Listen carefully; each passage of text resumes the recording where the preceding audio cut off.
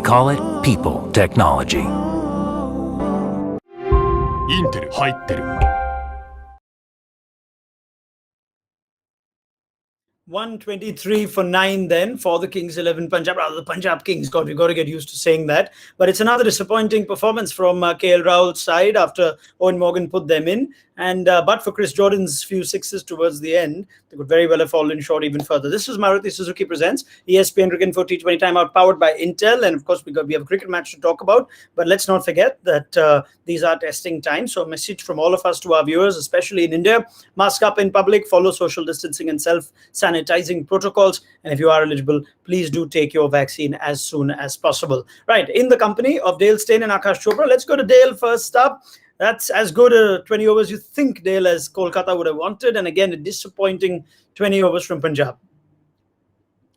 Yeah, I mean, we'll only really tell how good this wicket is once Punjab has had a bat on it. But Kolkata will be extremely happy with that. Morgan used his bowlers really well tonight. There was no fancy surprises. It was, other than maybe that one time when they held up some sign there and then the next ball went for 6. I never saw the sign again. Other than that, it went all according to plan for Morgan. He won the toss. He took all his catches that came his way, and the dew has just slipped in perfectly for them to go and bat and not have any issues with having to bowl with a wet ball this evening. So far, I'd say Kolkata are the happier side of the two. You know, in the last game, when they had a lowish score to defend and they started with Shivam Mavi, we were quite critical of them, right? On starting with a young player who bowled well. Today, he's bowled 4 overs, 1 for 13. And it seemed like a plan to either bowl him in the power play like they did in the last game. And it looked like Punjab didn't want to take him on. So suddenly, the same decisions, which we criticized in one game, tend to work well in another. Yeah, I mean, maybe this could be job clarification, basically, and role clarification. They've just said to him, listen, we want you to bowl your first 4 overs, get him out of the way. He might not be very effective at the death. I've never really seen him bowl in the death, so I can't comment on that. But I'm sure that they're probably thinking the best use we can get out of him is in the first, like, whatever, 6 to 8 overs. Let's get your overs out of the way. And he seemed to have done that in the last game very nicely, and he's gone again tonight beautifully. And Morgan's relying on his overseas quick in Cummins and his Indian bowler. I always get his name wrong. Krishna to close. Yeah, to close out the innings for him. So Mavi bowled beautifully tonight, especially to get a big wicket of Gale. He's going to be extremely excited about that. Yeah, Aakash is with us now. And Aakash, you thought after that last game against Mumbai, where they did a responsible chase, you think that's what you need for Punjab, right? Gale's got some runs, Rahul's got some runs, and all of a sudden it's another disappointing batting effort. What happened? What went wrong? Okay, so even in the previous game, I think, at least I was slightly befuddled that they decided to chase on a surface that was shouting from rooftop that bat first. If you win the toss, bat first. They chose to chase the total, and they eventually did it. So it perhaps told us that they're not 100% certain about how their batting is going to go if they were to set a target. So they're far more comfortable chasing. So the moment they are asked to bat first, they just couldn't get going in the first 6 overs. So there was a bit of lack of intent to begin with, and then you keep losing wickets at regular intervals. And today, of course, we can also say that Nicholas Pooran was there for long enough for us to actually say, he's scratching a little at this point in time. And a wonderful DRS to dismiss Chris Gale. There's little things that add up in the end and make a huge difference. A good day for Kolkata Knight Riders, and to make the day worse for Punjab Kings, there's a lot of dew on the ground. Okay, now I don't know why, but every time Punjab's batting fails, and maybe it's harsh, we have to just go back to KL Rahul. You just think he's such an important player for Punjab. Now, am I being too harsh and you think, no, someone else has to put their hand up once in a while? Or you just think that some players are so instrumental to batting that they have to do well for the rest of the team to do well as well? And somehow, even after that 90 in the first game, it doesn't look like a KL Rahul in full flow, Aakash. Can you explain that? Well, this is good. Honestly, if you have to pay a huge price for your own success, it's like saying Dale Steyn has a new ball in his hand. He should take 3 wickets in the first over itself. If not first over, at least in first 3 overs, he should have a 5-for. Of course, you set those standards for you. You make the ball talk. If you're Dale Steyn, if you are KL Rahul, you make batting look ever so easy. But this is the format, which dictates failures. You tend to fail more than you succeed. Just look around. You look at Kohli, you look at Rohit Sharma, you look some of the best players in the world across over the last 10, 12 years, ever since the inception of the shortest format, you'd find that it's impossible to just continue in the same way match after match, and that too when you're the captain of a side. So I think, yes, we are too harsh. Somebody else has to put up their hand up and do it on a consistent basis, because KL Rahul keeps scoring runs, and if you keep and if you still keep pointing fingers at him, I think that's not fair. So I'm with KL. I like him, the way he bats. Oh, you've got a doggy here. Okay, all right. Yeah, That's interesting. We got a full house on our middle innings show. Please carry on. I'm trying to be polite. Okay. So Okay. No, KL Rahul, we must also be polite to him. I think since we should be polite. I think this is not his fault. If the team doesn't score runs every single time, we can't blame him. Okay. Now, we look at players like KL Rahul, Dale, and you think this is the same as Rohit Sharma for Mumbai, Kohli for Bangalore. Maybe shall we just change our expectations out of him? He's not as experienced as the two of them. They are older in age. They have more India caps than Rahul does. He's an experienced player. But is it too much to expect to always have a KL Rahul play beginnings in this team? I think, the thing is that we expect it because we can see what he's capable of, and he's done it before. We've seen him score runs. He's from last year score runs. And he's the captain of the team. You're kind of always putting pressure on the captain. Any team that's got a captain, Rohit, Virat, Sanju, Pant, you go through it. These are big name players, and we expect them to do well. However, the thing is that if KL doesn't do well, the rest of the team still needs to pitch up. They still need to pitch up and score runs. They can't be sitting there thinking, if our captain doesn't score runs today, we are not going to put up a total. Unfortunately, when they got through to guys like Puran, they just kept losing wickets over there in a period. When they got through to somebody like Puran, who I was hoping would get a big innings tonight, you can just see that he's scratchy. He hasn't had time in the middle. There was a lot relying on his shoulders to score some runs. The run rate wasn't really going anywhere, and also tonight put out a failure. So it's unfortunate that we put a lot of pressure on KL, because when he does do well, Kings do well. But when he doesn't do well, the rest of the team really do have to pitch up for him. Otherwise, it just makes his life so much more difficult.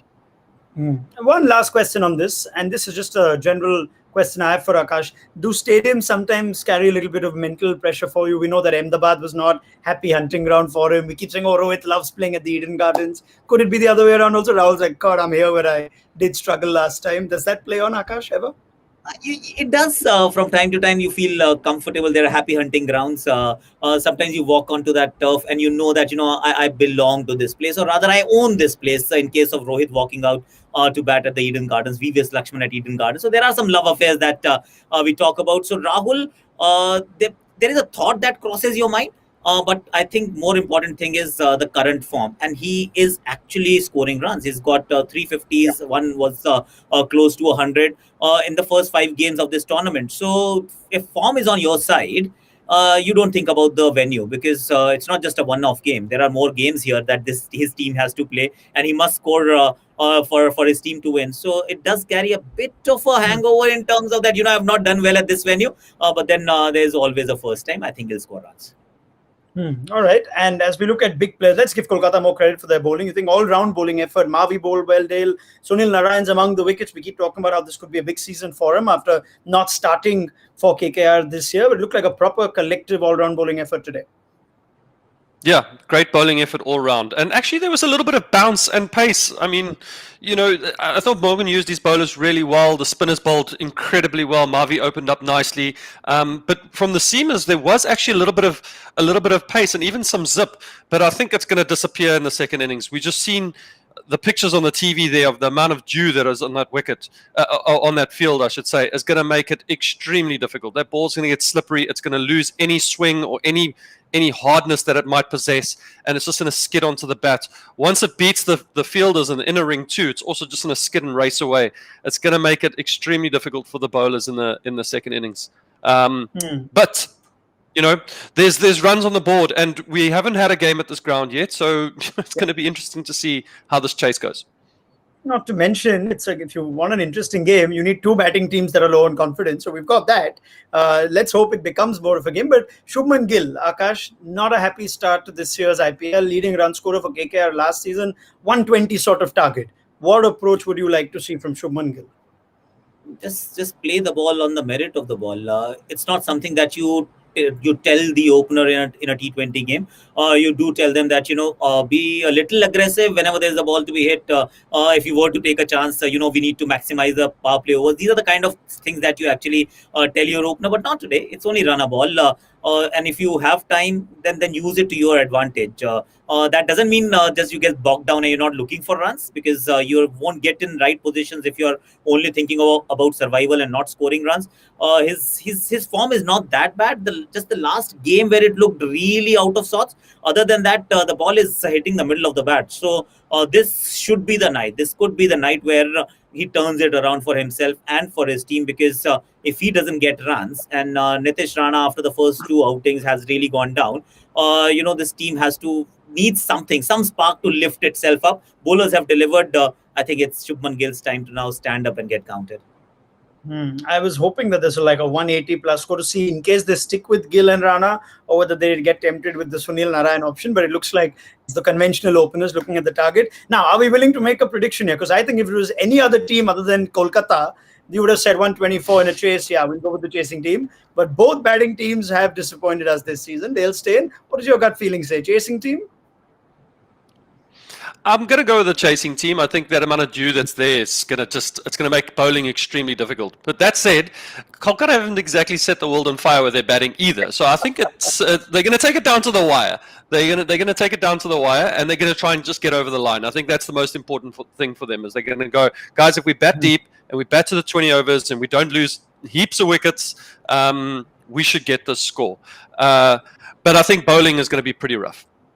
And I do. Is that the kind of thing you'd expect Punjab to also discuss, Aakash? That yes, the middle orders below, not in form. You also have a top order that's short of runs. We can still make a game out of this with 120. See, Chris Jordan has given them a shot in the arm. The few runs that he scored at least has given them a semblance of hope. Now, what do you do with that hope is that you come out absolutely all guns blazing and you get the opposition 3 down or 4 down in the first 6 overs. If that doesn't happen, then that belief, or rather hope, more hope, less belief, that just disappears quite quickly. So the first 6 overs will be critical, but then there is... like an early night is not a thing in the IPL. So yes, I may have to agree with Dale that they will win, and they will take their own sweet time, and then eventually the chasing team will walk away with 2 points. What I find curious here, and this is why I like to go on a little bit in these mid-inning shows, to see what the captain wants to do, straight up. And Moses Enriques has the ball in hand. Now, he bowled 4 economical overs last game, and we thought that's the conditions dictating it. Aakash, I like your reaction. They had Chris Jordan, they had Mohammad Shami, they had Arshdeep. They've gone for Moses Enriques. Thoughts? Moses Enriques was horses for courses, of course, at Chennai. If they've got the venue right, the bowler is definitely wrong, or they've not got the venue right at all. So it had to be Mohammad Shami. First over, straight up. He's got the best seam, or rather wrist position in the world right now. Ball comes out beautifully out of his hand. So if there is any hope of picking wickets, you got to go with Mohammad Shami and Arshdeep and Chris Jordan. Moses Enriques, in my opinion, could possibly be your last bowling option if you ever need one. Yeah, they started with Enriques and Huda, but that was the conditions against Mumbai and Chennai. Dale, I'd love to know if you were in that Punjab team, you were feeling overseas fast bowlers in that team, waiting to have a crack with that new ball that you still keep on your desk, and you see Moses Enriques get the ball with his medium pacers or his crisscrossers. What's your reaction? Yeah, I think Moses, he's the kind of bowler that, like horses for courses in Chennai, even if he got it slightly wrong, you could still struggle to get him away potentially. But on a night like tonight, it's just screaming out, you need wickets in the first 6. The ball, if it's going to do anything, it's going to do it in the first over. After that, it's going to get wet, it's going to lose any swing, it's going to get a bit damp, and Shami is your man to go to. As Aakash said, he's got the best wrist. That ball comes out absolutely beautifully, and you've got to give it to him. If there's any hope at taking a wicket or 2 in the first 2 overs, he's your man. Him or Chris Jordan to open the bowling, or from both ends actually. Moses to kind of follow after the first 6. Chennai, different story. not tonight, unfortunately. He could prove us wrong and pick up a wicket, but that's just my opinion. Yeah, well, we still say what we think ought to happen, right? And then captains just do whatever they want in the IPL. It's not started auspiciously. He's gone for 4 of the first ball. So let's see if Punjab can still make a fight of this. Thank you very much, Aakash Chopra and Dale Steyn. More from you at the end of this game between Punjab and Kolkata on Maruti Suzuki presents ESPN Cricket for T20 Time Out, powered by Intel. Reminder, these are tricky times. Let's not forget that viewers in India in particular do mask up in public, follow social distancing and self-sanitizing protocols. And if you are eligible, please take your vaccine as soon as possible. The Intel Fastest Fan First contest is also very much up and running. So head over to the ESPN Cricket Info Facebook page if you fancy winning some great prizes by answering a few questions. We'll see you then at the end of the game.